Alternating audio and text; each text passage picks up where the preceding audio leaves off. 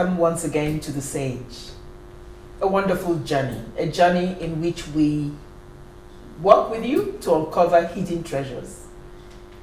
Joyful, inspiring, and truly, truly exciting.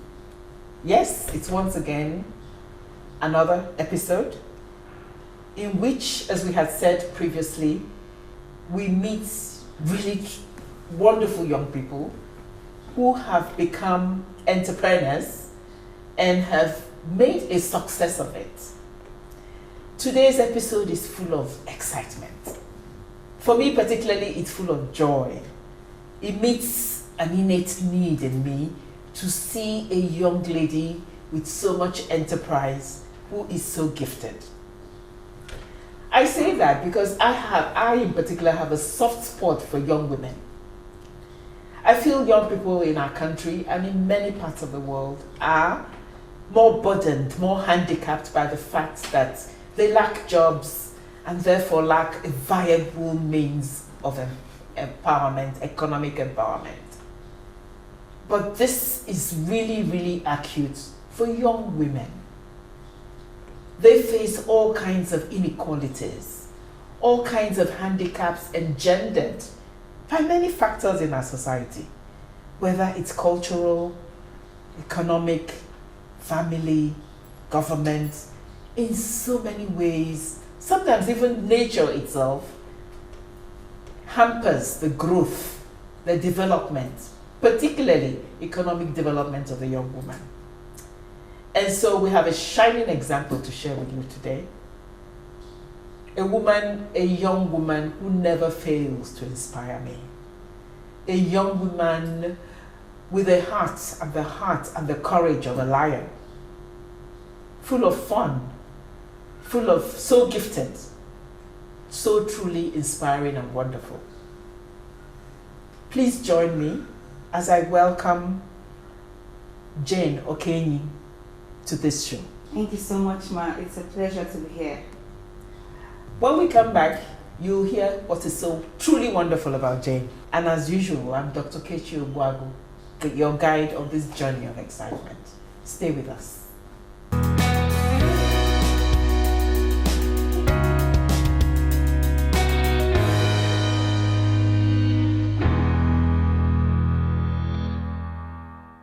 Welcome once again to the Sage. My dear, tell us a little about yourself. Okay. My name is Okenyi Ijeoma. I'm from Abia State, Nigeria. I'm an Igbo girl. Okay, and I hail from Akano Item local government in Abia State. I schooled at Michael Obara University of Agriculture, Umudike in Abia State, and I studied biochemistry. Currently, I'm a youth corps member, although I'll be finishing my youth service this month. So, it may interest you to know, and also my audience, that I'm a shoemaker. And yes, I am a shoemaker. I love to be called one. I'm repeating it because I don't want you to call me a cobbler. I don't want you to call me a shoe designer. I am a shoemaker because I make footwears. So that is a little about who I am. Great. Jane, the shoemaker. Yes, ma'am. Jane, tell us a little bit about what made you shoemaking? What made you go into this business that is obviously very much a man's world? Okay. Yes, as they always say, shoemaking is a male-dominated business. So everybody usually asks that question. So the first thing I would say is that I didn't just start by making this business part of what I wanted to do in life. I didn't grow up wanting to be a shoemaker. You know, it was born out of passion for entrepreneurship, passion for business, passion to wanting to become something different aside the regular things that women do in society. When I was little, when I was growing up, when my parents buy clothes and they don't buy shoes, there's a problem. You have to buy shoes for me. So right from time, I've always loved footwears. I can't afford to wear the same shoe I wore last year, this year. No, not possible. Then talking about the energy involved in this business. I grew up as a tomboy. I have a twin brother, so at least that can explain why I grew up as a tomboy. He was my only friend and sibling, so I always did everything he did. You know, I played the same kind of games he played. You know, the football, the sports, and all that. So I think that was where I built my physical strength from. Then looking at business, at the business angle, everything I turned into business. My parents gave me money. Oh. See, they gave me money, but that 10 naira I'll make from selling that little drawing gave me joy. That little construction that I would just do, put together envelopes and sell to my teachers. Did you say you were from Newi, no? No. From Abia State. But I don't know why some people think I'm from Abia. Or is it Ijebu? No! I'm from Abia State, yes.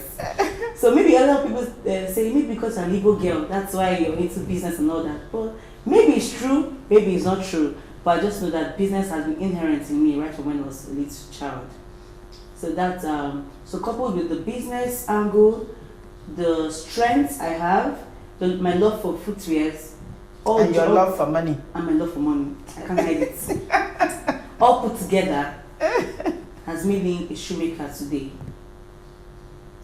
Shoe, that's interesting. And what kind of shoes do you make? Okay, I make flat-soled shoes for men, mostly, and then for women. I make palm slippers and sandals. So, this is what I call Nneka. This is the Nneka slide. You know, Nneka is an Igbo word meaning mother is greater. Mother is greater. So, I give this footwear. I was inspired by one of my very wonderful mom in the making, and I got this footwear.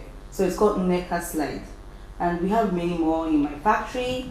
You know, so I'm also looking to branch into making boots, and you know, all those official, all those boots that the civil defense people use, the army people use. You know, all those boots, camp boots, and all that.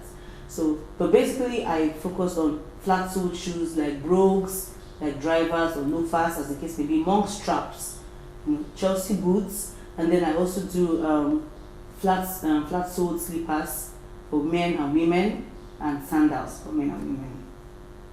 Let me ask you, what did your family think about this, your idea of enterprise, going into the shoe business? My family, okay, let me start from my dad. Very wonderful man, I would say. You know, I happen to be his first daughter. We are twins, you know. It's like, just like I said earlier, we are twins. You know, he always wanted me to be a medical doctor. You know, I'll get into the school, finish maybe after biochemistry, like I studied, further my studies into study medicine and all that.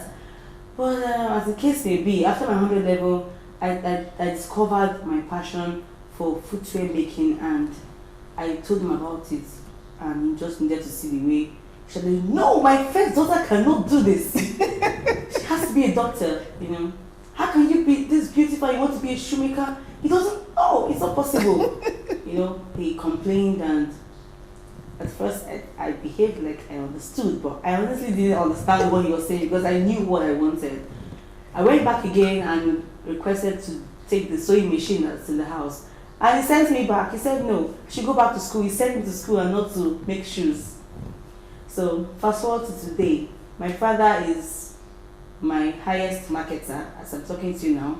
He has brought more than 50 businesses for me to, you know, do. And he's so proud now to introduce me to his friends as a shoemaker.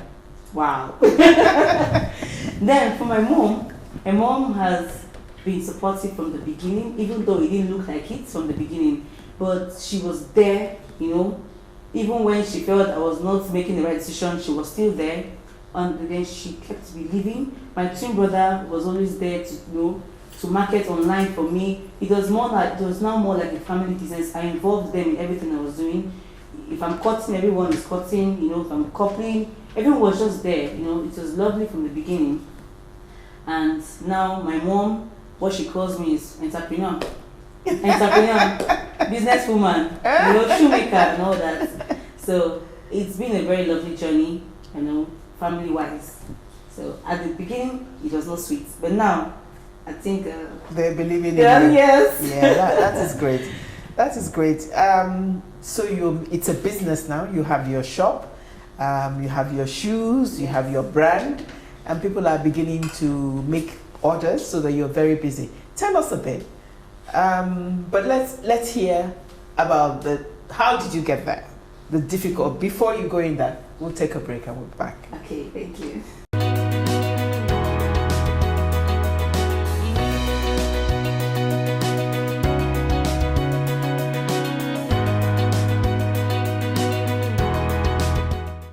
Thank you for staying with us, and thank you for being with us and continuing to journey with us as we talk to this wonderful young lady sitting here with me.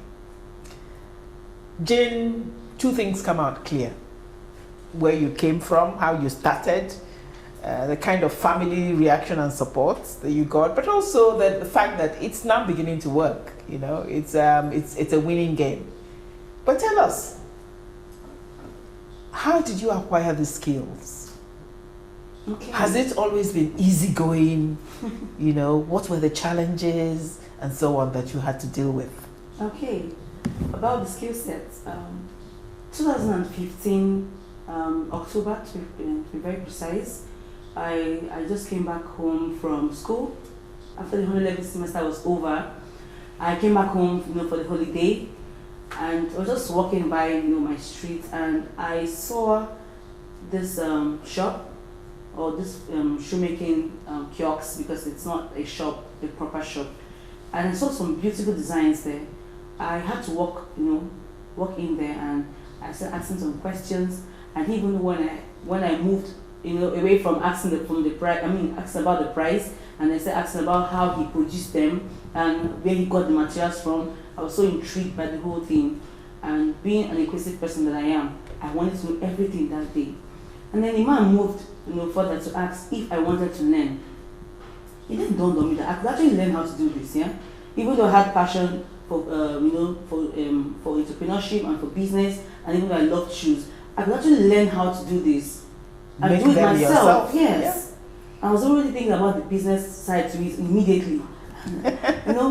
And I said, yes, I want to learn how to make these footwears. And he laughed. I said, no, the boy is too much. You will not be able to do this. And I saw it as a challenge. And I told him that I was going to come back with my mom. So I took his phone number and left. I came back the next day. First of all, I went back home and I told my mom. My mom was like, shoemaking. Shoemaking. How? I said, Mommy, don't worry, I'm going to pay for this. I had some spare 20K or 25K.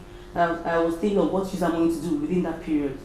I wanted to learn how to drive car very, very well, because I wanted to drive my mom's car up and down. But when I saw that thing, I felt that it was worth the money. So my mom reluctantly followed me with her friend, and we went there the next day. She saw the place, and she wasn't very satisfied, but I convinced her. I was just pushing. With your enthusiasm and your drive. Honestly, I didn't know what I wanted to use that knowledge of shoemaking to do. Like, I didn't really want to. I just wanted to know how to do it. And it struck a chord. Something in it resonated with you. Exactly. And just like a joke, we paid, and I started the next day. And that man really drilled me. His name is Y2K. He said, no, don't ask me the reason. Because he said Y2K. He said, year 2000. So 2K is 2000. Year 2000. That was when he started the business. So we call him Y2K. The man, and I was his only apprentice at that time. It was not funny. The man didn't even look at the fact that I was a girl. He didn't look at the fact that I was an entrepreneur. He didn't look at the fact that I was just starting. He drilled me for 1 week, and I fell sick. It was not funny, but it was hard work. Yes. It was so, oh my God. But at the end of the day, I learned from him for 5 weeks, and I had to go back to school. But what I learned within that 5 weeks was enough to take me through for a long time. I went back to school, and I discovered another shoemaking shop that just opposite my school gates, and I started going there anytime I was free. Little by little, the guy was putting me through. I was helping him to do his own work, so I didn't pay him. I was just helping him to do his own work, and he was teaching me, So we're All the helping each other. techniques Yes. of actually how the shoes are put Yes. together. And then Okay. of course I was gaining some other knowledge from YouTube, from social media in general. So that's the beginning. That's the beginning of my journey of learning this process of turning it into a business. So my learning process was between 2015 to 2017. I was learning it in bits because of school. Jenny, it's been wonderful listening to you. Before I let you go, I'm still going to task you. Please tell us a little bit more. I mean, because as I look at it, I think it's an amazing opportunity. Yeah. What did it take to structure your business? What is the demand like? What are the things that are helping you produce to respond to the demand? I could go on asking so many questions, but tell us a little bit more so that others out there could see whether perhaps this is an area where they could also venture into. Okay. And also, as you're discussing that, talk about the investment opportunities.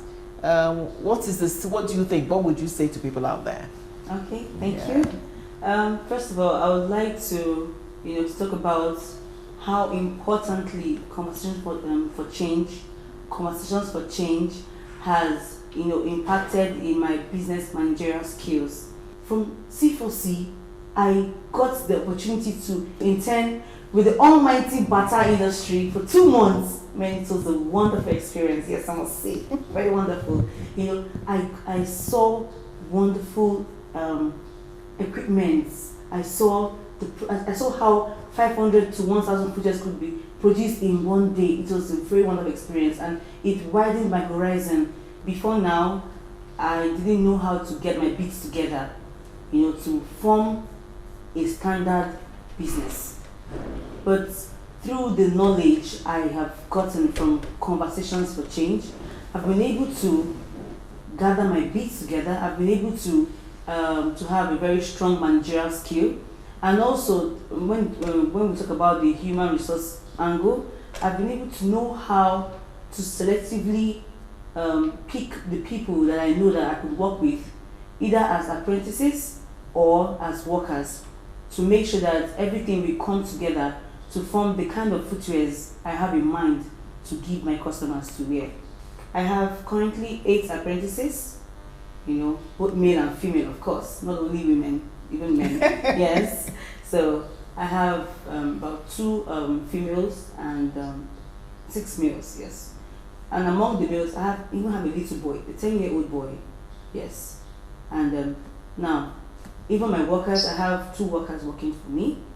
The one currently is with me all the time, and then one is a contract staff. So all put together, I have like 10 people under my supervision and under my care when it comes to business. The demand for footwears have really increased because when we started, it wasn't like this. But when we started reading out the products that we have, we really made a lot of noise on social media, trying to see how we could increase our sales and increase patronage. So we make lots of footwears and we send them to different states in the country. So we're not limited to FCT Abuja. Anywhere you are in this country, and of course with time outside the country, we send your footwears to you wherever you are. So you just place your order. Is it expensive to send it to them? No. We don't add extra cost for sending. We work with some logistics company and we use their exact retail price. So we don't add an extra fee, sorry. So talking about the business in general, like the patronage, it has really increased, and I would say that about 60% of my patronizers are middle-aged men, married, probably, that have a family, because they would like to. You keep the single ones away, eh? No, that's 60%. 60% more married men that want to produce for themselves, their wives and their kids, for their family members as a whole. About 20% of them are the single ones, the young boys and the young girls, The rest of the 20% are, should I say, the people that are no longer so young.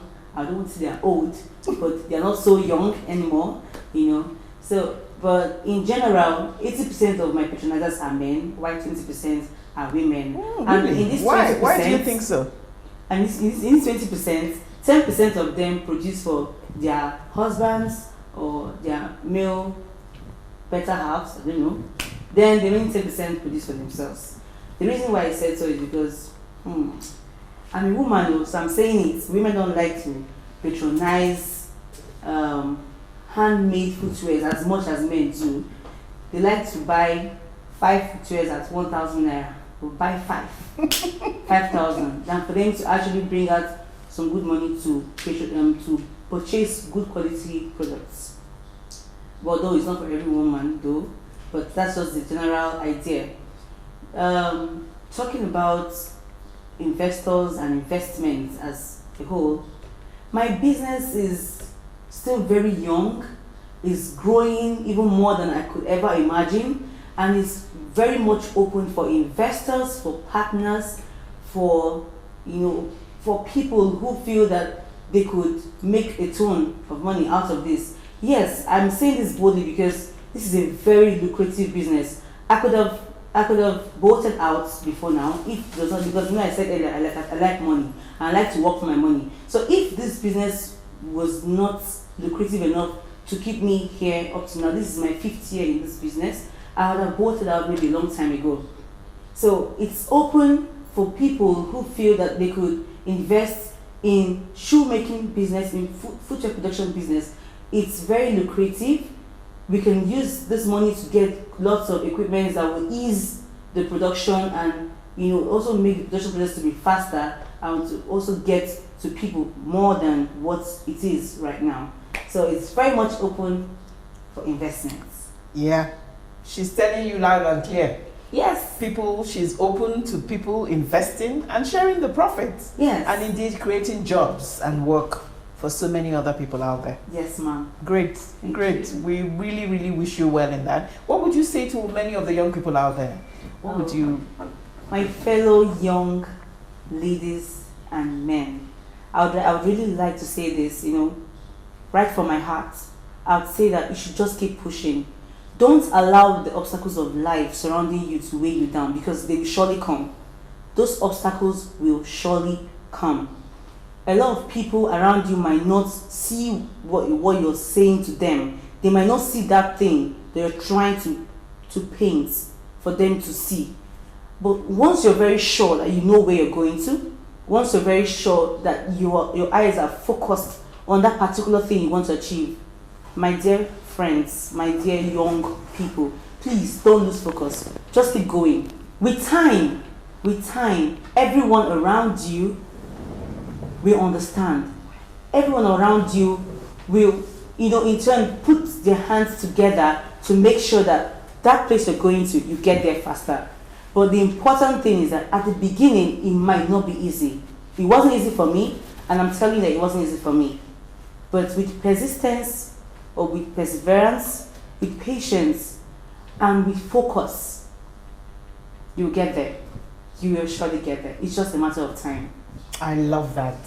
You will get there. I love the confidence. You will surely get there. I'm inspired. I'm sure many, many of you out there are also inspired.